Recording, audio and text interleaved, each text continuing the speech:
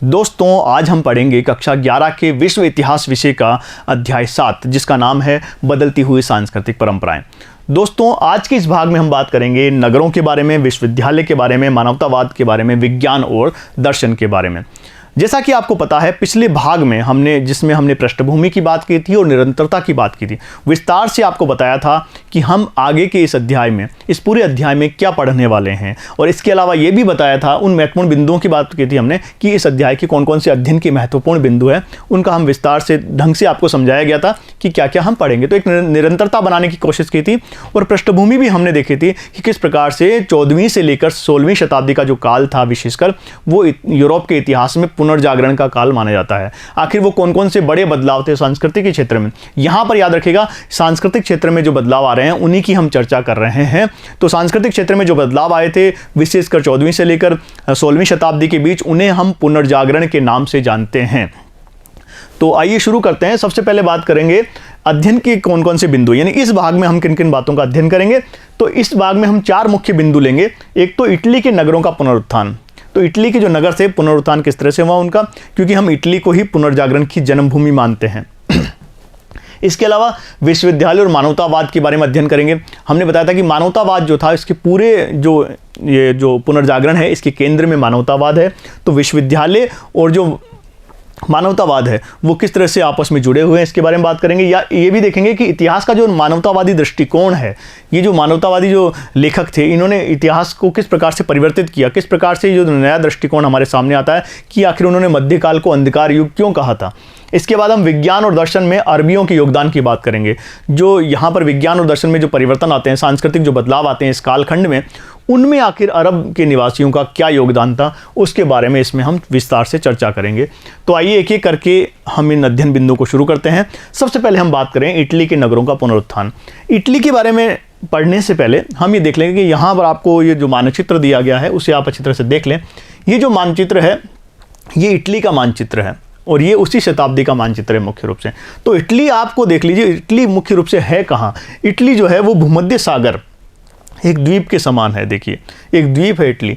तो यहाँ इसकी वजह से क्या है कि इटली के जो बंदरगाह शहर सबसे, इटली के पास बहुत अधिक बंदरगाह थे जिसकी वजह से उसकी व्यापार व्यवसाय में उन्नति हुई थी। तो इटली का मानचित्र अच्छी तरह से आप देखें, आप जब भी ये अध्ययन करें पुनर्जागरण का तो यूरोप का इतिहास, यूरोप का मानचित्र अपने पास लेके रखें, क्योंकि हमने जब अध्याय 6 शुरू किया था तब भी आपको बताया था कि हमारा पूरा जो ये फोकस है इन 6 अध्यायों में मुख्य रूप से ये यूरोप पर केंद्रित रहेगा, क्योंकि विशेषकर ये यूरोप का ही इतिहास हम लोग अध्ययन कर रहे हैं। तो आपको ये यूरोप का जो मानचित्र है वो ढंग से पता होना चाहिए, कौन सा देश कहाँ पर है, उसकी भौगोलिक स्थिति क्या है। और विशेषकर क्योंकि हम यहाँ इटली की बात करें तो इटली जो है उसकी भौगोलिक स्थिति आपको पता होनी चाहिए इस मानचित्र में। आप चाहें तो वीडियो को पॉज करके इस मानचित्र को ढंग से देख सकते हैं और उसके बाद आगे का जो वीडियो आप शुरू करके अध्ययन कर सकते हैं, देख सकते हैं। तो देखते हैं इटली के नगरों का पुनरुत्थान हुआ, यानी इटली के जो नगर थे उनका पुनरुत्थान क्यों हुआ। हमने देखा था कि जो बीच में कुछ ऐसे संकट उत्पन्न हो गए थे जब हमने अध्याय 6 पढ़ा था, जिनकी वजह से जो नगर थे वो समाप्त होने लगे। जैसे प्लेग की बात करें, प्लेग महामारी फैल गई थी।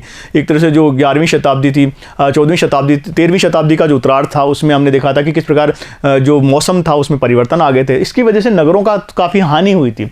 लेकिन यहाँ एक बार फिर नगरों का पुनरुत्थान होता है जो कि पुनर्जागरण का एक प्रमुख कारण थे। आप ध्यान रखिएगा, जो नगरों का विकास है उसी वजह से पुनर्जागरण शुरू होता है। तो पुनर्जागरण की शुरुआत इटली से मानी जाती है, याद रखिएगा, इस बात को जरूर याद रखिए। एक लाइन का प्रश्न है केवल ये कि पुनर्जागरण की शुरुआत कहाँ से होती है, वो एक ही शब्द है, इटली से।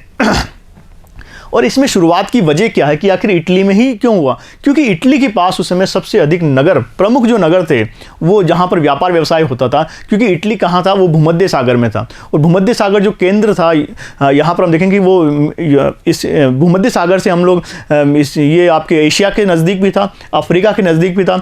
और जो महान उस समय जो मंगोल साम्राज्य था उसका ये केंद्र बिंदु हुआ करता था, धुरी हुआ करता था। इसी वजह से जो इटली था वो एक प्रमुख, इटली के जो नगर थे उन्होंने इस पूरे व्यवसाय में योगदान दिया था। तो इसके प्रमुख कारण थे नगरों का विकास हुआ इटली में। तो इटली के नगरों का पुनरुत्थान हम इस काल में देखते हैं। हम देखते हैं कि जो बाइजेंटाइन साम्राज्य है, याद रखिए बाइजेंटाइन साम्राज्य, विशेषकर जो पूर्वी रोमन साम्राज्य है उसी को ही, पूर्वी रोमन साम्राज्य को ही बाइजेंटाइन साम्राज्य कहा जाता है। दोस्तों रोमन साम्राज्य जो था दो हिस्सों में बट गया था, पश्चिमी रोमन साम्राज्य और पूर्वी रोमन साम्राज्य। हालांकि पश्चिमी रोमन साम्राज्य बहुत पहले समाप्त हो चुका था, लेकिन जो पूर्वी रोमन साम्राज्य था वो काफ़ी दिनों तक कायम रहा। तो ये इसे विशेषकर क्या कहा जाता है, बाइजेंटाइन साम्राज्य कहा जाता है, याद रखिएगा, पूर्वी रोमन साम्राज्य। और इस्लामी देशों के बीच व्यापार तथा इटली के तटवर्ती बंदरगाहों का पुनर्जीवित होना। पुनर्जागरण का एक प्रमुख कारण ये माना जाता है कि जो बाइजेंटाइन साम्राज्य था और इस्लामी देशों के बीच जो व्यापार होता था उसमें इटली बहुत महत्वपूर्ण भूमिका निभाता था, क्योंकि जो इटली के बंदरगाह थे, अभी हमने देखा कि इटली के पास बहुत बड़ा समुद्र तट है, इस वजह से, और इटली की भौगोलिक स्थिति ऐसी है कि वो इन साम्राज्यों के बीच में भूमिका निभाता है, बीच की भूमिका। तो इसके बाद अत्यधिक बंदरगाह थे और इन्हीं बंदरगाहों की वजह से वहाँ पर नगरों का पुनर्विकास हुआ, क्योंकि बंदरगाहों की वजह से वहाँ व्यापार व्यवसाय में उन्नति हुई और इसी व्यापार व्यवसाय की उन्नति की वजह से नगरों का पुनरुत्थान हुआ और यही नगर पुनर्जागरण के कारण बने। हम देखते हैं कि 12वीं सदी के बीच चीन और मंगोल व्यापार में इटली के नगरों की महत्वपूर्ण भूमिका थी। चीन और मंगोल साम्राज्य के बीच जो व्यापार होता था, बीच में जो बाइजेंटाइन साम्राज्य सब समाप्त हो गया, तो उसके बाद जो चीन से जो होने वाला जो व्यापार था, जो मंगोल क्योंकि मंगोल साम्राज्य का अंतर महाद्वीपीय साम्राज्य था वो, दोस्तों एक ज़माने में वो दुनिया का सबसे बड़ा साम्राज्य बना था मंगोल साम्राज्य सॉरी, जो चीन से लेकर यूरोप तक फैला हुआ था और एशिया के कई देश उसमें शामिल थे। तो हम देखते हैं कि जो मंगोल साम्राज्य और चीन के बीच जो होने वाला व्यापार था उसमें इटली के नगरों ने बहुत महत्वपूर्ण भूमिका निभाई थी। तो ये 12वीं सदी का काल, तो इटली के नगरों की महत्वपूर्ण भूमिका को देखते हुए इन्हीं वजह से वहाँ पर पुनर्जागरण, जो बाद में पूरे यूरोप में फैल जाता है, इटली में शुरू होता है पुनर्जागरण। इटली में व्यापारिक उन्नति के कारण नगर राज्यों का उदय हुआ। हम ये देख रहे हैं कि एक नई कंसेप्ट, यहाँ पर एक नया विचार हम देखते हैं, नगर राज्यों का उदय हुआ। यानी जो नगर थे वो इतने शक्तिशाली हो गए थे कि अपने आप में वो राज्य बन गए थे, वहाँ गणतंत्रात्मक व्यवस्थाएं कई नगरों में स्थापित हो गई थी। तो इटली की जो व्यापारिक उन्नति के कारण वहाँ पर नगर राज्य उत्पन्न होने लगे और जो वहाँ पर जो साहूकार हुआ करते थे, जो बैंकर्स हुआ करते थे, वो अपने आप में कई जो प्रतिष्ठित वर्ग हुआ करते थे उनसे चुनौती देने लग गए थे और वो एक राज्य के रूप में प्रतिष्ठित होने का गौरव उन्होंने प्राप्त किया था। इनके प्रमुख नगरों की अगर हम बात करें, याद रखिएगा इटली के कुछ प्रमुख नगरों के नाम आपको याद रखने हैं, जिसमें वेनिस है, फ्लोरेंस है और जिनेवा। फ्लोरेंस सबसे महत्वपूर्ण नगर, जहां से हम मान सकते हैं कि शुरुआत ही यहीं से होती है इटली में पुनर्जागरण की, तो फ्लोरेंस सबसे महत्वपूर्ण नगर है। इसके अलावा वेनिस की बात कर सकते हैं, जिनेवा, एक बार पीछे जाके आप और देख सकते हैं इटली का जो ये मानचित्र है, इस मानचित्र में आपको जितने नगर दिए गए हैं, आपकी पुस्तक में भी ये मानचित्र दिया हुआ है। देखिए जिनेवा यहाँ पर है, ये जो पादुआ एक बहुत ही प्रसिद्ध स्थान है, यहाँ पर विश्वविद्यालय स्थापित हुए शुरू के जो। इसके अलावा यहाँ पर आपको वेनिस दिया गया है। ये यहाँ पर रोम है जो कि कैथोलिक चर्च का निवास स्थान हुआ करता था और आज भी निवास स्थान है। इसके अलावा फ्लोरेंस, देखिए ये सबसे महत्वपूर्ण नगर जो है फ्लोरेंस, वो ये रहा। यहाँ पर बोलिनिया है, मतुआ है। आखिर ये जो प्रमुख नगर आपको दिए गए इनकी स्थिति आपको पता होनी चाहिए।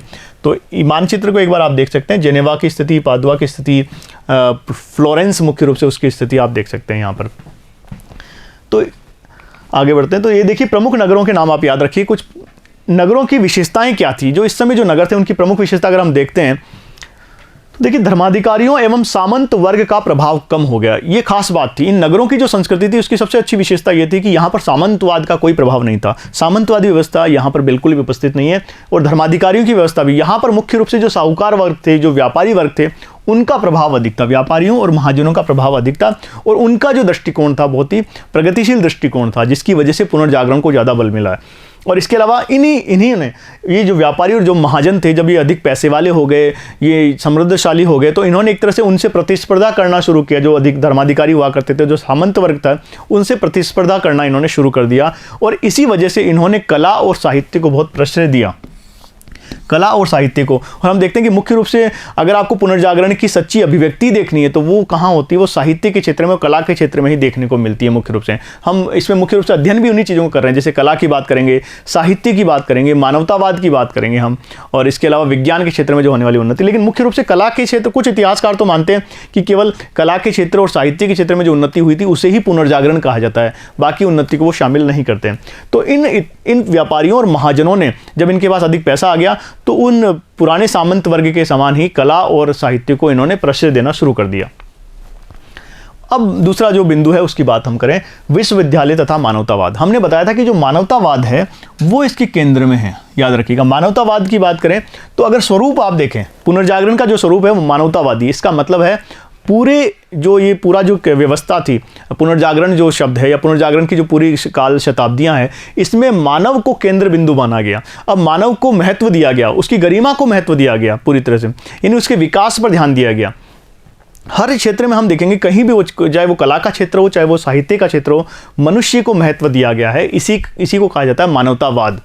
तो और हम देखते हैं कि जो यूरोप के जो विश्वविद्यालय हैं उसमें अब मानवतावाद का अध्ययन शुरू कर दिया जाता है।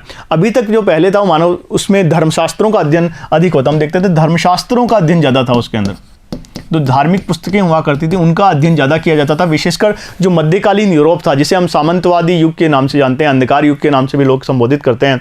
तो वो वहाँ पर उस समय जो इटली के जो विश्वविद्यालय थे या जो यूरोप के विश्वविद्यालय थे, वहाँ पर केवल धर्मशास्त्रों का अध्ययन होता था। लेकिन पुनर्जागरण के बाद जो इटली विश्वविद्यालय थे यूरोप के, उनमें मानवतावाद का अध्ययन किया जाना, और जो मानवतावादी जो विषय थे उन पर, जो कला के विषय थे उनके ऊपर अध्ययन करना शुरू कर दिया गया।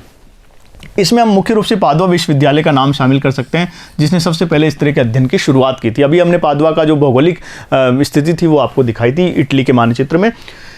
ये जो प्रमुख विश्वविद्यालय में विधि शास्त्र, अब हम ये देखते हैं कि जो ये विश्वविद्यालय थे इनमें सबसे अधिक जो विषय, सबसे ज़्यादा जो प्रचलित विषय था या जो सबसे प्रसिद्ध विषय था वो था विधि शास्त्र, यानी कानून का अध्ययन सर्वाधिक महत्वपूर्ण विषय बन गया था।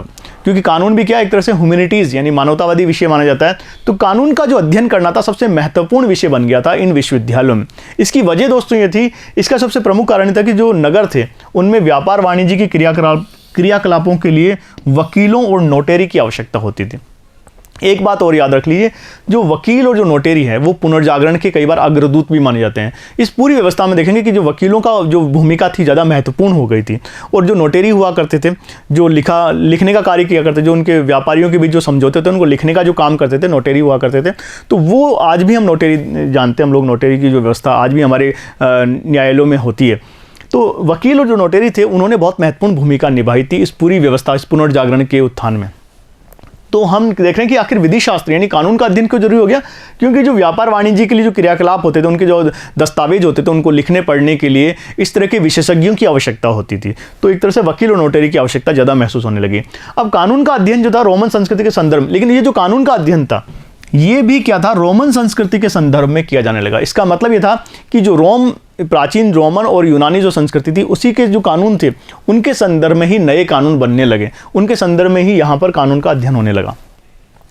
इसका जो यहाँ हम देखते हैं कि जो पेट्रार्क है द्वारा प्राचीन यूनानी रोमन रचनाओं के अध्ययन पर सबसे ज़्यादा, पेट्रार्क को हम मानवतावाद का अग्रदूत कह सकते हैं। जो मानवतावादी दृष्टिकोण था, मानवतावाद पर सर्वाधिक जोर देने वाला जो विद्वान था वो था पेट्रार्क। तो पेट्रार्क द्वारा प्राचीन यूनानी और रोमन रचनाओं के अध्ययन पर विशेष जोर दिया गया।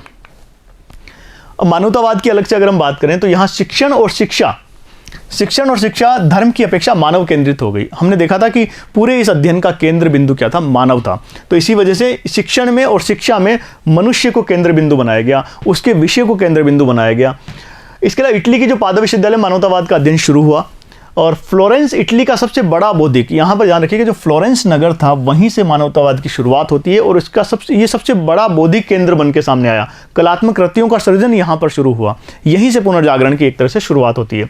कुछ प्रमुख हम लोग मानवतावादी इतिहास का, मानवतावादी लेखकों के या विद्वानों के बारे में बात करें तो दांते जो है सबसे प्रमुख है। इसमें दांते अपने ग्रंथ, इनका एक प्रसिद्ध ग्रंथ है डिवाइन कॉमेडी। डिवाइन कॉमेडी में वो पोप और चर्च का, अपने इस पुस्तक के माध्यम से वो पोप और चर्च का मजाक उड़ाते हुए हमें दिखाई देते हैं, उनके ऊपर काफ़ी व्यंग्य करते हुए दिखाई देते हैं। जो उस समय जो आडंबर प्रचलित थे उनका जोरदार विरोध करते हुए दांते हमें दिखाई देते हैं। इसके अलावा जोटो नाम के एक और विद्वान है, उन्होंने छवि चित्रों के माध्यम से मानवतावाद पर जोर दिया। मनुष्य के छवि चित्र बनाना उन्होंने शुरू किया। अभी तक इससे पहले जो धर्मशास्त्र के जो विषय हुआ करते थे वही केवल छवि चित्रों के केंद्र में हुआ करते थे, वही उनका विषय हुआ करते थे। लेकिन जोटो ने कोशिश ये की कि मानवतावाद, जो मनुष्य की जो छवि चित्र उन्होंने बनाने शुरू कर दिए। इसके अलावा एक शब्द और आता है यहाँ पर, रेनेसां व्यक्ति। आखिर कौन सा व्यक्ति रेनेसां व्यक्ति कहला सकता है?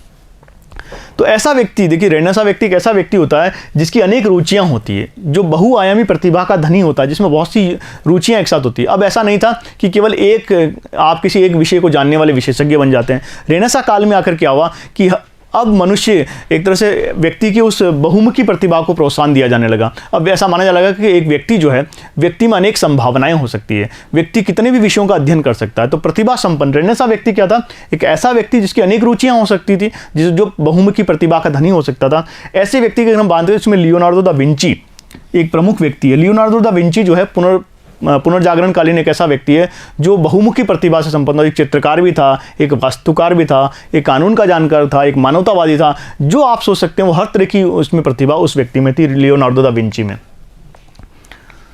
अब हम बात करें कि इतिहास का मानवतावादी दृष्टिकोण, कि आखिर जो इतिहास है इसमें भी मानवतावादी दृष्टिकोण क्या है। हमने मानवतावाद की बात की, तो इस इतिहास के प्रति इन मानवतावादियों का दृष्टिकोण क्या है। इसमें इनकी प्रमुख मान्यता देखिए, मानवतावादी दृष्टिकोण की क्या है। इनकी प्रमुख मान्यता यह है कि रोमन साम्राज्य के पतन के बाद का जो काल है, विशेषकर वो क्या है? अंधकार युग। यानी इन्होंने मुख्य रूप से जो मध्यकाल था उसे इन्होंने एक तरह से क्या कहा? अंधकार का युग इन्होंने कहा। कि जो मध्यकालीन व्यवस्था थी, जिसमें हम कहते हैं सामंतवाद प्रचलित था मुख्य रूप से, हमने 6ठे अध्याय में विस्तार से अध्ययन किया था। सामंतवाद की बात करें तो ये जो कालखंड था, क्योंकि इसमें हर तरह की जो प्रगति थी रुक गई थी और मनुष्य के जीवन पर धर्म का ज़्यादा अधिकार हो गया था। हर क्षेत्र में, मनुष्य के हर क्षेत्र में जो धर्म था उसका प्रभाव अत्यधिक हो गया था। इसी वजह से ये जो काल था अंधकार का युग मानते हैं। इसी विषय जो मानवतावादी इतिहासकार हैं वो मध्यकाल को एक तरह से अंधकार का युग मानते हैं। इस काल में क्योंकि व्यक्ति पर चर्च का ज़्यादा, धर्म का ज़्यादा प्रभाव हो गया था इसी वजह से। और धीरे धीरे जब चर्च के बंधन ढीले पड़ने लगे तो इन इतिहासकारों ने कहा कि वो काल जो था वो आधुनिक काल के रूप में जाना जाता है। ये जो समयावधि है, इन्होंने लगभग इस समयावधि को 1000 वर्षों के इतिहास में बांटा है। 1000 वर्षों का इतिहास। यहाँ पर हमने आपको बताया कि किस प्रकार मानवतावादियों द्वारा प्रयुक्त कालक्रम क्या है। इन्होंने किस तरह से पूरे इतिहास को, जो मध्यकालीन इतिहास है उसको किस तरह से देखा। विशेषकर 5वीं से लेकर 14वीं सदी का जो पूरा काल है उसे इन्होंने क्या कहा? उसे इन्होंने मध्यकाल कहा है। एक तरह से ये 1000 वर्षों का इतिहास। अब इन्होंने इसे भी आगे और भागों में बांटा है। जैसे उन्होंने कहा कि 5वीं से लेकर 9वीं सदी का जो इतिहास है शुरू का, वो अंधकार युग है। इसके बाद उन्होंने 9वीं से लेकर 11वीं सदी के लिए कहा कि ये आरंभिक मध्य युग है। ये एक तरह का, ये क्या है? आरंभिक मध्य युग है। यानी यहाँ पर मध्य युग की शुरुआत होती है। और इसके बाद 11वीं से 14वीं सदी का उत्तर मध्य युग है। यानी इस युग में उन्होंने कहा कि वो उन सुगबुगाहट शुरू होती है उन परिवर्तनों की जो कि आधुनिक काल के लिए पृष्ठभूमि, आधारभूमि तैयार करते हैं। इसके अलावा 15वीं सदी से इन्होंने कहा कि जो 1000 वर्षों का जो इतिहास था, जिसको उन्होंने शुरू किया 5वीं से लेकर 14वीं तक, ये पूरा अंधकार युग उन्होंने कहा, यह मध्यकाल के नाम से उन्होंने इसे परिभाषित किया। और उन्होंने कहा कि जो 15वीं सदी जो थी वहीं से ये आधुनिक काल की शुरुआत मानते हैं। ये मानवतावादी जो इतिहासकार हैं उनका मानना है कि यहीं से आधुनिक काल की शुरुआत होती है। हालांकि जो आज के जो इतिहासकार हैं, आधुनिक इतिहासकार, उनके इस काल क्रम को, ये जो इनका जो काल विभाजन है, ये जो तरीका है अंधकार युग कहने का उस काल को, उसे सही नहीं मानते हैं। क्योंकि इन इतिहासकारों का मानना है कि हर युग की कुछ अपनी कठिनाइयाँ होती है, हर युग की कुछ अपनी कमियां हो सकती है, हर युग की कुछ अपनी अच्छाइयां हो सकती है, विशेषताएं हो सकती है, जिनकी वजह से उसे अंधकार युग नहीं कहना चाहिए। तो आधुनिक इतिहासकार उनके इस कालखंड को या इनके इस दृष्टिकोण को पूरी तरह से सही नहीं मानते हैं। बहरहाल शुरू आगे देखते हैं विज्ञान और दर्शन। यहाँ पर हम देखते हैं कि जो पुनर्जागरण आया था और उसमें विज्ञान के क्षेत्र में जो प्रगति हुई थी, दर्शन के क्षेत्र में जो प्रगति हुई थी, उसमें जो अरब निवासी थे उनका महत्वपूर्ण योगदान था। किस तरह से उनका महत्वपूर्ण योगदान है? देखिए, जो अरबवासी थे उन्होंने विभिन्न ग्रंथों के अनुवाद से प्लेटो और अरस्तु, अरब वासियों ने ही सबसे पहले जो प्लेटो और अरस्तु के जो ग्रंथ थे, प्राचीन ग्रंथ थे, उनका इन्होंने अनुवाद किया। सबसे पहले यूरोपियों ने खुद ने उनका अनुवाद नहीं किया, बल्कि जो अरबवासी थे वो उनके ज्ञान को जानने के लिए उन्होंने प्राचीन रोमन और यूनानी जो लेखक थे, बड़े बड़े लेखक, उनमें मुख्य रूप से प्लेटो को शामिल कर सकते हैं, अरस्तु को शामिल कर सकते हैं।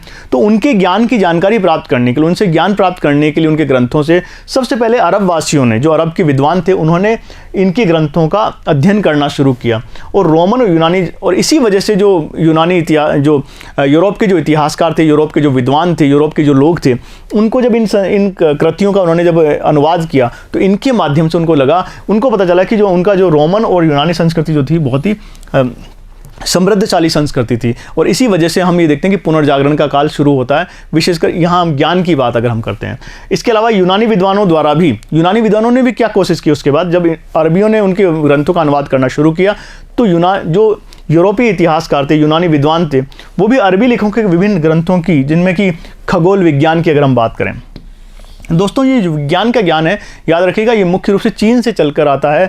ये चीन से चलकर ये मंगोल साम्राज्य के थ्रू फिर ये पश्चिमी यूरोप में पहुंचता है और बाकी उसके बाद पूरे यूरोपीय साम्राज्य में, ये यूरोपीय महाद्वीप में फैल जाता है। तो ये अरब जो निवासी थे ये मुख्य वाहक थे इसके। तो कोशिश क्या की, फिर यूनानी विद्वानों ने भी कोशिश की या यूरोपीय विद्वानों ने कोशिश की, जो उनके खगोल का ज्ञान है, खगोल विज्ञान का जो ज्ञान है उनको, ज्योतिष विज्ञान का जो उनका ज्ञान है, रसायन विज्ञान के क्षेत्र में उनके जो ज्ञान है, उसका फ़ायदा उठाने का उन्होंने प्रयत्न किया। और उन्होंने भी अरबियों के जो ग्रंथ थे उनका अपनी यूरोपीय भाषाओं में अनुवाद करना शुरू किया। और एक तरह से ये जो कालखंड है पूरा पुनर्जागरण का काल, इसमें हम देखेंगे कि लैटिन भाषा का विकास तो होता ही है, लेकिन जो अन्य जो क्षेत्रीय भाषाएँ थी उनमें भी प्रचुर मात्रा में साहित्य लिखा गया, जिससे कि आम आदमी जो था, आम व्यक्ति जो था, उसको अध्ययन करना उसने शुरू कर दिया। इसके अलावा विश्वविद्यालयों की जो पाठ्यचर्या में, इसके अलावा जो विश्वविद्यालय थे उन्होंने भी अपनी पाठ्यचर्या के अंदर विज्ञान और दर्शन को शामिल करना शुरू कर दिया। अभी तक क्या था, जो पुनर्जागरण काल था उससे पहले की शताब्दियों में, विशेषकर हम मध्यकाल में देखते हैं कि जो अध्ययन शिक्षा के जो केंद्र थे उनमें हम मुख्य रूप से धर्मशास्त्रों का ही अध्ययन किया जाता था और उन पर भी चर्च का, पोप का पूरी तरह से नियंत्रण था। लेकिन पुनर्जागरण काल में आकर हम देखते हैं कि यहाँ पर जो विश्वविद्यालय थे उनकी जो पाठ्यचर्या है उसमें विज्ञान और नए नए विषय, मानवतावादी विषयों का अध्ययन होना शुरू हो जाता है। अब एक बार ये 14वीं से लेकर 15वीं शताब्दी में जो परिवर्तन हुए उनके बारे में हम एक नज़र डाल लेते हैं। देखिए यहाँ पर ये सारणी आपको दी गई है, ये आपकी पुस्तक में भी आपको ये सारणी दी गई है, लेकिन ये जो घटनाक्रम हुए इतिहास में, क्योंकि इतिहास एक बहुत बड़ी कालावधि हम अध्ययन कर रहे हैं, तो यहाँ पर आप कुछ प्रमुख जो घटनाएं हुई हैं उनके बारे में आपको जानकारी जरूर होनी चाहिए। तो 14वीं से लेकर 15वीं शताब्दी में क्या क्या घटनाएं हुई है उनके बारे में हम देख लेते हैं। तो देखिए 1300 ईस्वी की अगर हम बात करें तो इटली के पादुआ विश्वविद्यालय, अभी हमने इसकी बात की थी, यहाँ पर मानवतावाद का अध्ययन शुरू हुआ। याद रखिएगा, अगर आपसे ये प्रश्न पूछा जा सकता है कि इटली में सबसे पहले मानवतावाद कहाँ पढ़ाया जाने लगा, उसका अध्ययन कहाँ शुरू हुआ, तो याद रखिए इटली के पादुआ विश्वविद्यालय जो था वहाँ पर इसका अध्ययन सबसे पहले शुरू हुआ मानवतावाद का। तो 1300 ईस्वी में ये हुआ। इसके बाद देखें 1341 ईस्वी की बात करें तो पेट्रार्क को रोम में राजकवि की उपाधि दी गई। हमने देखा था पेट्रार्क जो थे एक प्रमुख मानवतावादी माने जाते हैं। तो 1341 ईस्वी में पेट्रार्क को रोम में राजकवि की उपाधि दी गई इनको।